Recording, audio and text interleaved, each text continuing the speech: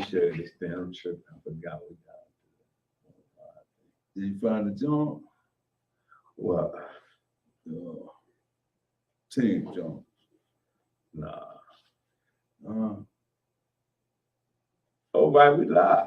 They got us live, brother. Already? Yeah, man. We fine. Oh, man. Good Good afternoon, everybody. Welcome to our coffee conversation. It's always a pleasure. My name is Craig, recovery coach, certified, and it's good to be here today. Hey, welcome everybody. Calvin Recovery Center, man. I'm one of your grateful recovery coach. My name is Mike. What's going on with y'all out there in the world today?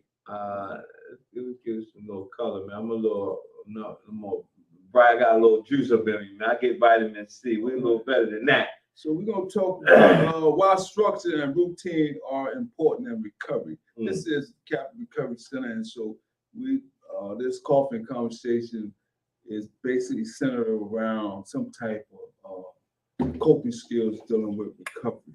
All right, and so this is brought to you by GatewayFoundation.org. All right. Yeah, and so it's good stuff. Structure, routine. Structure and routine. Structure, routine, man. Yeah, and so once we click on to that, it'll start scrolling. Yeah. At the bottom. Yeah, that's an old DVD player. See anybody walk across the street? Y'all remember them back in the day? Back in the day, DVD. Low budget DVD. Yeah. All jokes aside, we come to you live. And so, want to read on? Yeah, we're going to start us off, man. Get it rolling. So it says, structure and routine are key components of a successful recovery from a substance use disorder. Without a healthy routine to follow, it can be easy to fall back into old habits and a dysfunctional lifestyle. Recovery from an addiction can provide the perfect opportunity to reset other areas of your life as well. Perfect opportunity to reset, all right? I like that. Other areas of your life as well. So that covers a variety of things when you think about where you have come from and the journey you're on. These new healthier habits you develop can help you feel empowered during your recovery journey. All right, so there are 6 bullets. I believe we're going to touch on it. Yeah.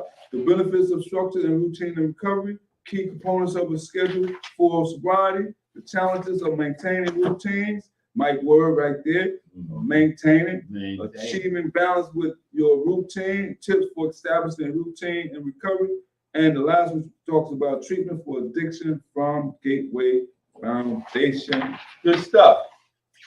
All right. So we're going to go into number 1. We're going to I want to get all these in. They look like some real good stuff. So remember, we talk about on the lower third, it talks about the importance of routines, structure, why structure and routines are important in recovery. I mean, like literally, it's very important. So the first one, it says it helps you to establish a new normal. So beginning a recovery journey can be a scary new step for many people struggling with an addiction. Getting used to a new routine can replace your feelings of fear with feelings of stability. Routine provides a sense of security when your life may feel like it's been turned upside down or when you feel especially vulnerable. Developing new habits can help you feel like you're replacing your substance use disorder with new healthy practices. You got to replace them. I say it all the time. If you don't put something in this place, then you have what I call dormant places. And if you don't put something in this place, you're going to have a lot of dormant places. All right.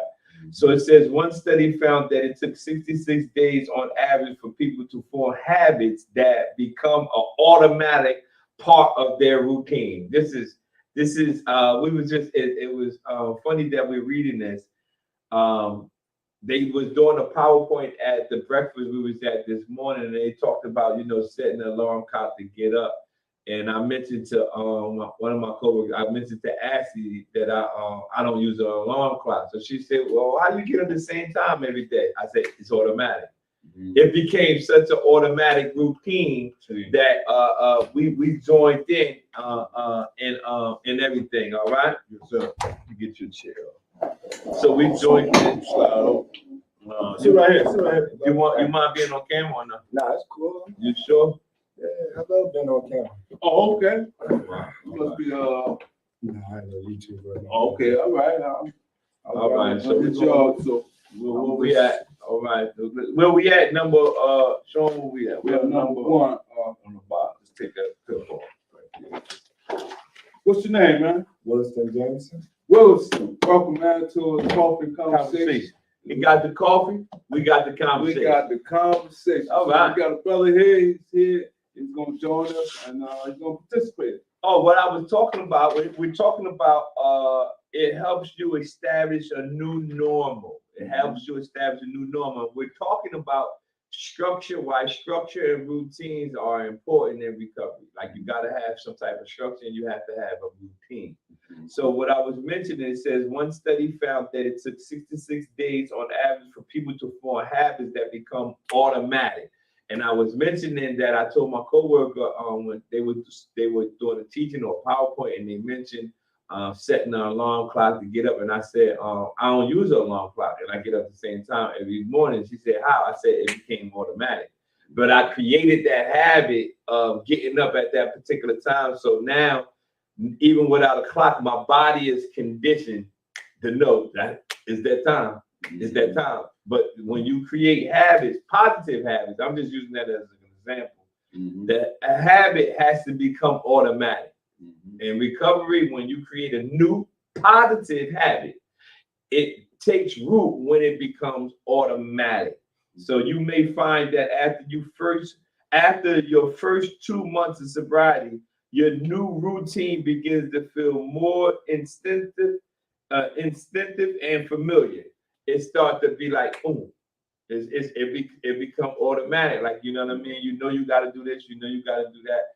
It has to become of your new lifestyle. It has to be something that you establish, what's called a new norm. New norm. You notice how you say, he was putting emphasis on it. It got it, because you can't like try to hope it come to fruition by just overnight. It takes practice. Right? It takes practice. The more you practice of doing a routine, then you know what I mean, the more it becomes instinctive.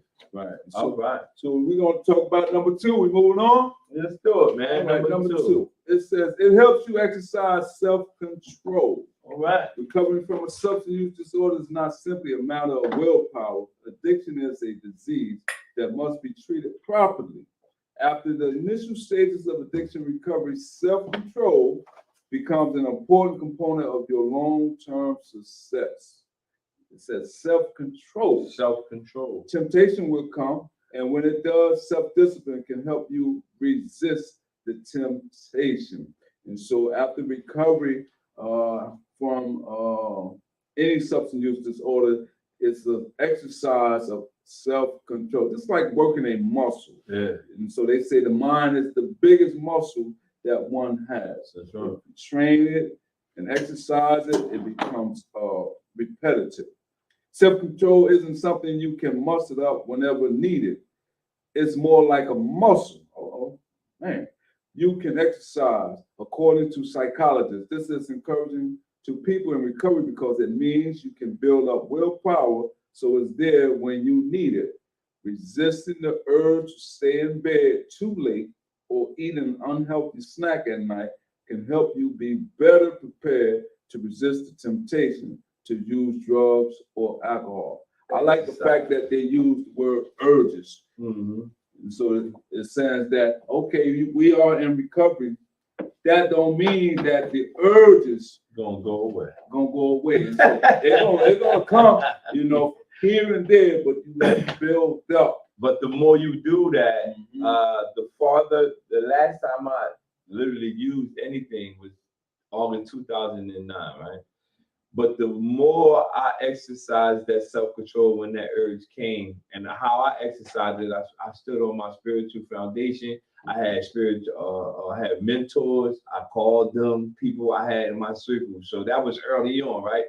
But the more I relied on them and dependent upon the self-control to resist this particular urge, the stronger I became.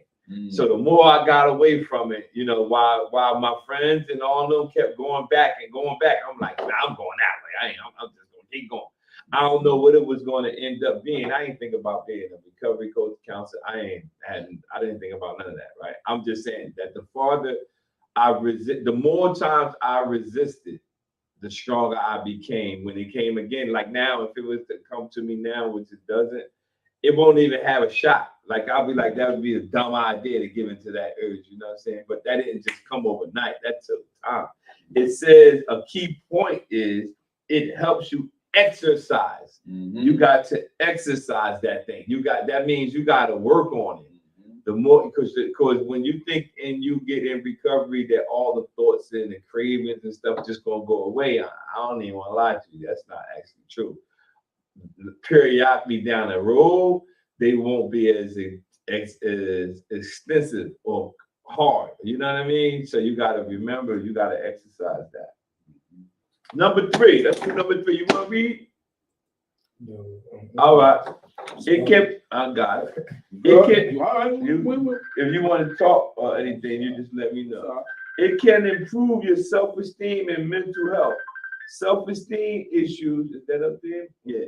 Self-esteem issues can contribute to and result from a substance use disorder. A comprehensive approach to addiction recovery should include therapy to help people address those roots issues and encourage healthier self-talk. In addition to therapy, establishing a constructive routine can be an excellent way to help people improve their mental health or raise their self-esteem.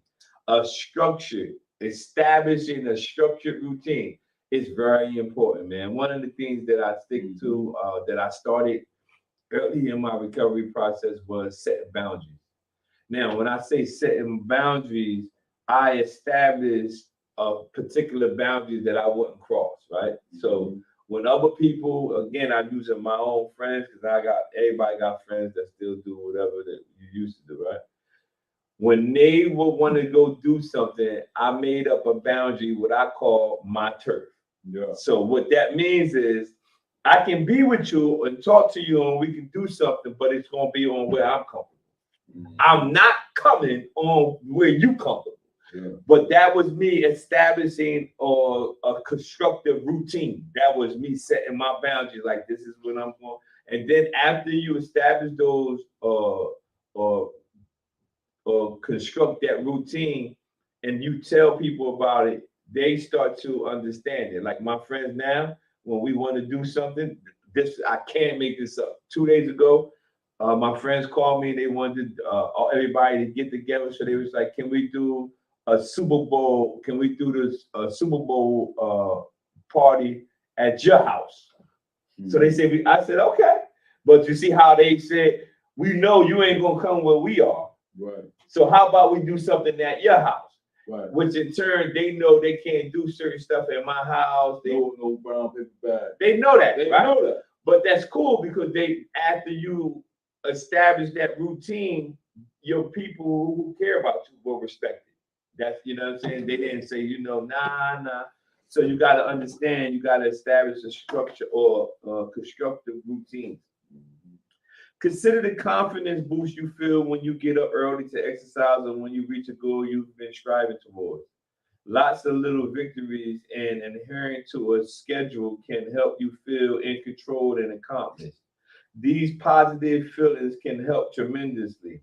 When you're experiencing a new level of vulnerability and giving up substances you may have relied on to mask or forget self-esteem issues. That means when a lot of people use things to try to hide the issues they're going through. But realistically, after you come down off the drug, the thing you tried to hide away from or get away from is still gonna be there. Absolutely. After you done came down the stuff that's you might have self-esteem issues and stuff. You try to forget about it or mask it. It says mask or forget. They still gonna be there. So that's why when we're here at Capital Recovery Center, we try to help people develop coping skills to deal with those situations. Because realistically, after you come off the drug, whatever you try to hide, mask, or forget, it's gonna still be there. All right. There's a lot of underlying issues. All right. You all right? All right, we're gonna talk about number 4. This is very important. Hey, if anybody out there, remember we do this meeting every Tuesday, 2 p.m. Y'all can come in. You don't have to be on camera. He's not shy, but you can come in and you can sit right here off camera and still participate in the group. This is a virtual group and an in-person group. The only person who feels comfortable on camera can get on camera, so don't be intimidated. That's what I'm telling you. You can come to the meeting, but we'll have you sitting over here where you're not on camera. Non-judgmental. Non-judgmental, man. We ain't in it to get with it. All right. So number 4 talks about it helps you avoid boredom. So we talked about it can improve your self-esteem. We talked about self-control. Now we're going to talk about how structure and routine can help you avoid boredom. Nice. All right. It says another way structure promotes long-term sobriety is in preventing boredom, an issue that can trigger a relapse. As I was reading this earlier, I thought about my supervisor when I was in the TC program, therapeutic community. And so when I was in there, he said, you notice why people in recovery is always doing something. They staying busy. Yeah. I said, nah, I don't know, what that mean. He said, people who you see in recovery that's always doing something busy, keep their mind off of using drugs. Yeah. And so because they know the importance. Boredom. If I can stay bored, I gotta change something. Yo, but you know that's good because even now, going on 14 years away from it, right? If I find myself like, I'll tell my wife, yo, I'm getting bored. And like I gotta do something. We gotta, listen. Like even though I'm like, hey, man, I don't know if we gotta build a snowman. But I recognize, hold on, man. Hey, I'm getting bored. Yeah, we want to build a clubhouse. We want to do something. But that's good though. You gotta recognize that. Absolutely. A lot of people don't realize. Yeah, I can't sit and get bored, man. Like when I was incarcerated, they used to say, man, don't sit in the cell. Come out, go to the yard. Go do something because you're not messing around and let them 4 walls close in on you. Yeah. You may lose it up there. Yeah. But so let's move right along. It says the feeling of aimlessness can motivate a person to look to drugs or alcohol as an activity to fill their time or add excitement to their days. A feeling of walking around being aimless. We used to call it walking around just floating. Airheads. We used to call them airheads. People who just aimless. No purpose. No purpose. They're not motivated. Nothing. Constructive. Yeah. All right. A lack of structure with too much free time creates a dangerous dynamic for people in recovery. Dangerous dynamic. The woe is me, and that's another. When you get when you put certain things together, it's a dangerous dynamic. When you always thinking it's everything against you. You know what I mean? Yeah. With that and boredom, that's a dangerous dynamic. Stinking thinking. Yes, stinking thinking. And when you get that's stinking. Yeah. What? You gotta avoid that boredom when you're sitting around and you say, I'm bored, I ain't got nothing. You gotta avoid that, y'all.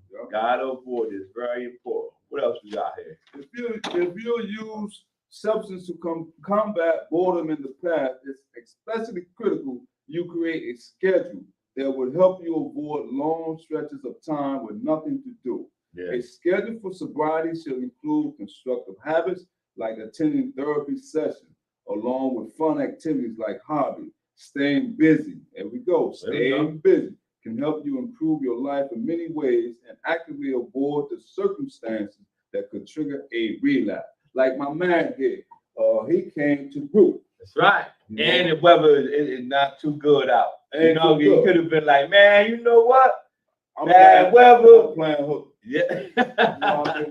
But he chose. But he's structuring his life. Yeah, but that's when people succeed, when he's creating a structure. Yeah. You know what I mean? So he's like, okay, I already know this day I'm doing this. I'm working on something. But that's how people succeed when you start to structure your life. But I like what it says, avoid long stretches of time with nothing to do. You get bored.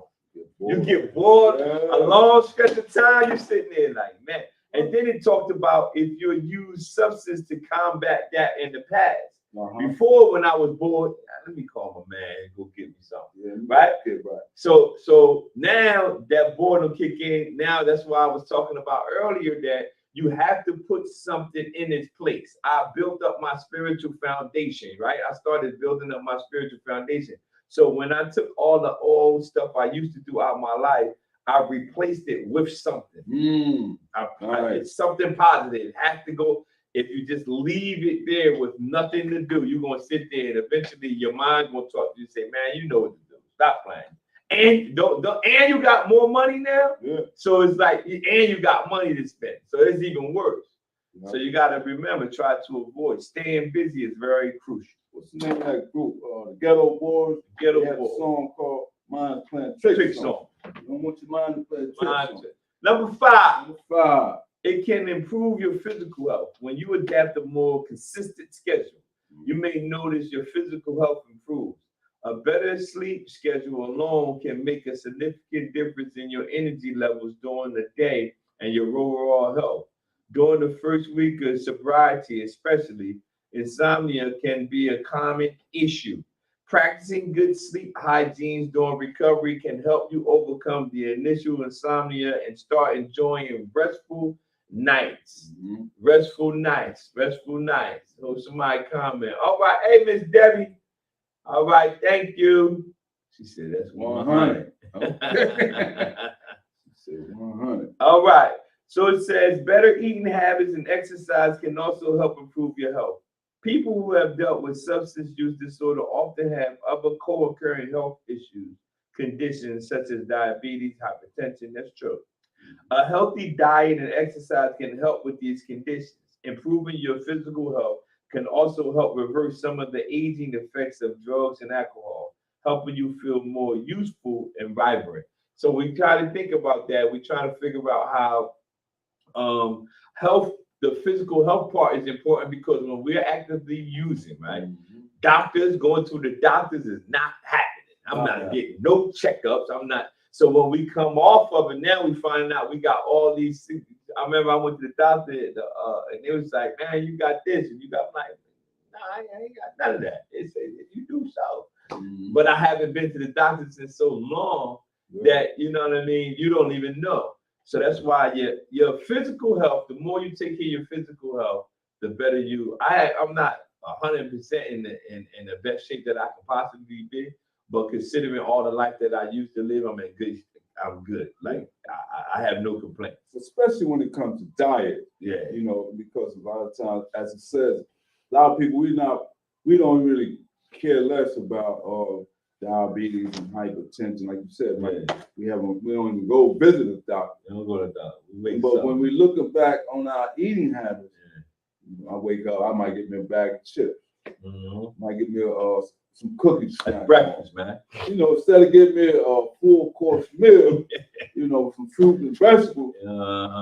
And so like hypertension, that plays a major role, especially those who use stimulants to get high, because that speed up your heart rate. So a lot of times people be wondering why they think it's just salt. Nah, man, you was out there messing with a lot of other stuff that contribute to that. Cigarette. That's good another stuff, man. Nicotine, nicotine. caffeine. Absolutely. Yeah, you can go overboard with it if you don't regulate it. That's why we're talking about it. You sound like you've been in groups before. Yeah, man. All right, what we got here? Key components of a schedule for sobriety. All right, it says maintain a schedule during recovery can help you along your journey. Love this. All right, scheduling. But what should the schedule look like? Good question. That answer might look different for each person. This is why it's important to discuss your schedule with a counselor who can help you determine what routines you would be most beneficial to you. All right. All right. not you would, but it would be most beneficial to you. Yeah. Some components of a healthy routine include, all right, Sleep. Get some good sleep. good sleep. I'm gonna read one. Mike gonna read one. Let's go. My main man right here, he might take on one. But let's see. Sleep, having a regular bedtime and wake up time in place can help your body get in tune with your circadian rhythm. Ooh, that's a big one right there.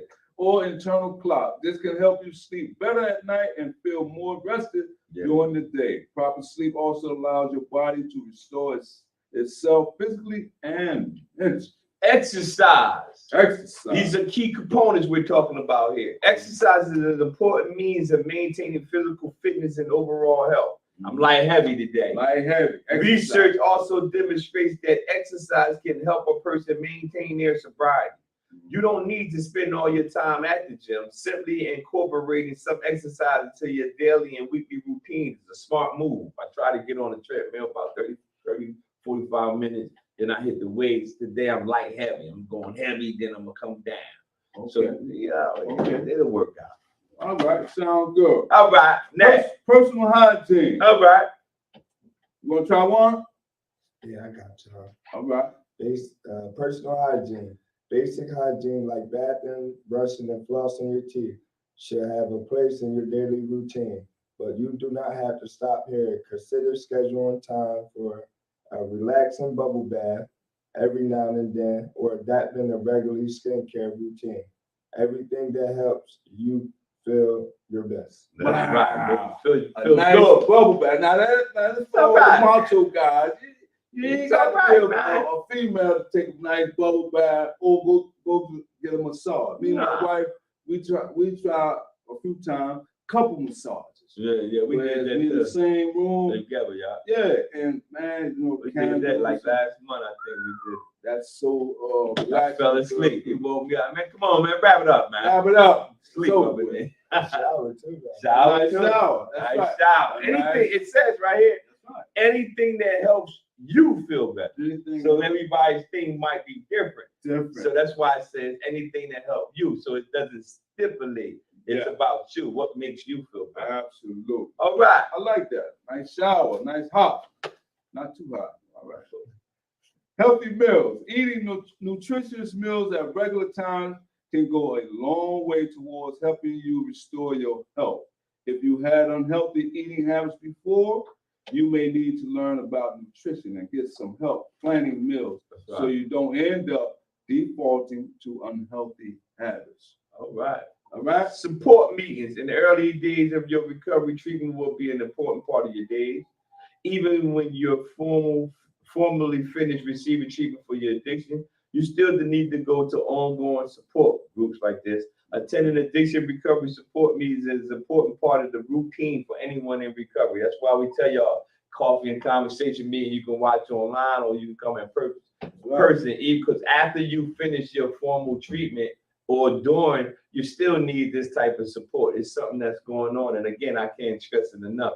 This stuff helped me in my going on August, well, it's coming next year will be 14 years, and I still feed on the same thing that helps me keep my sobriety intact.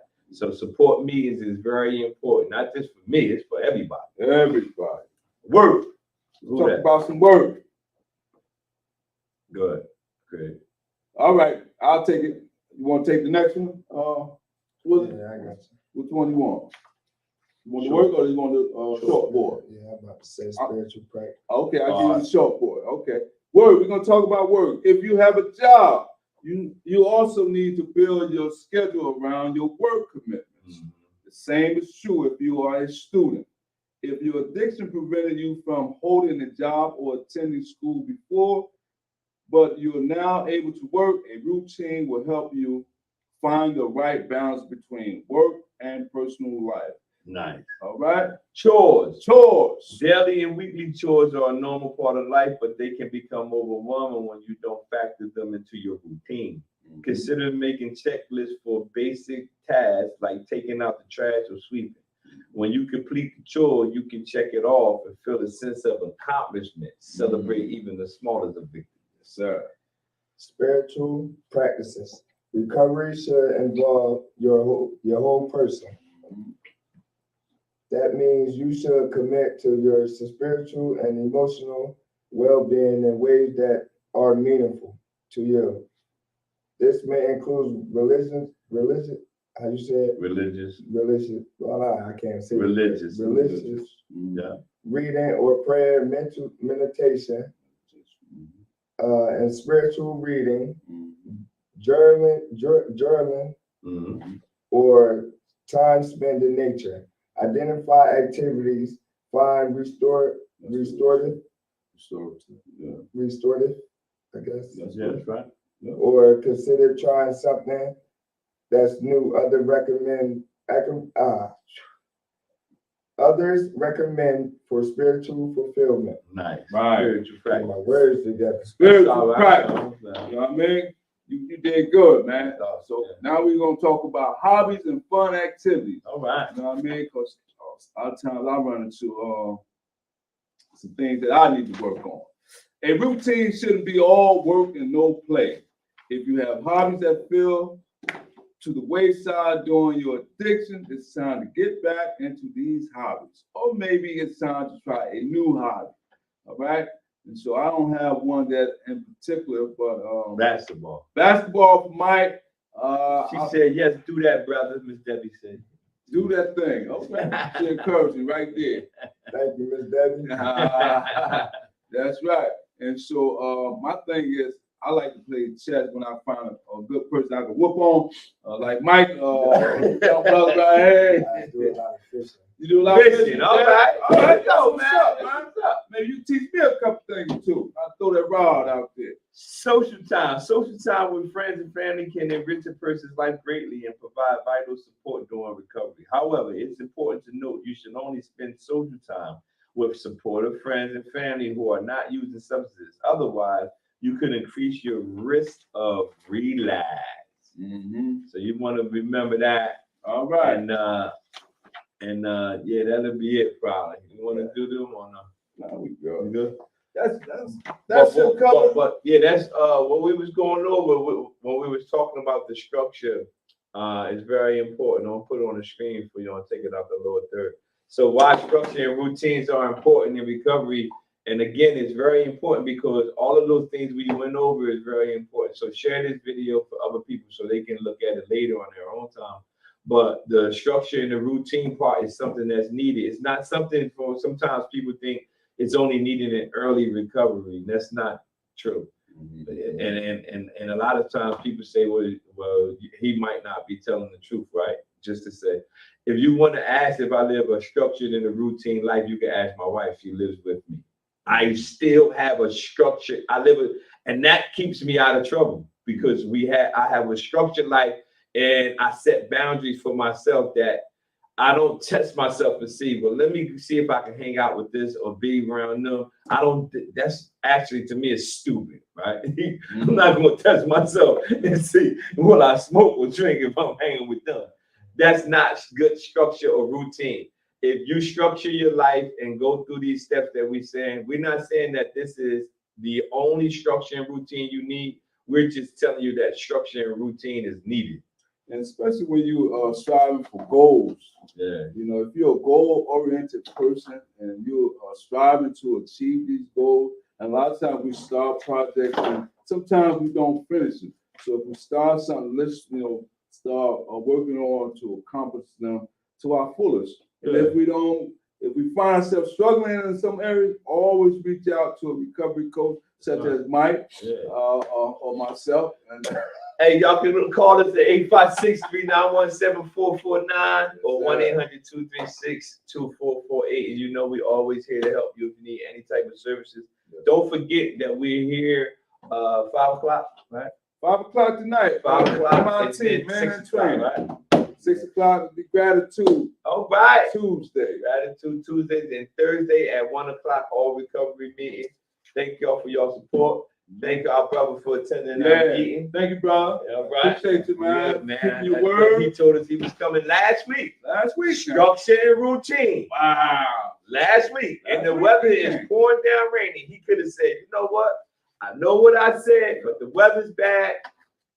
but he still can't Showed because up. he's trying to develop his structure and his routine. Thank y'all, man. Thank y'all for tuning in. Thank All you, Miss Debbie, and everybody that was online.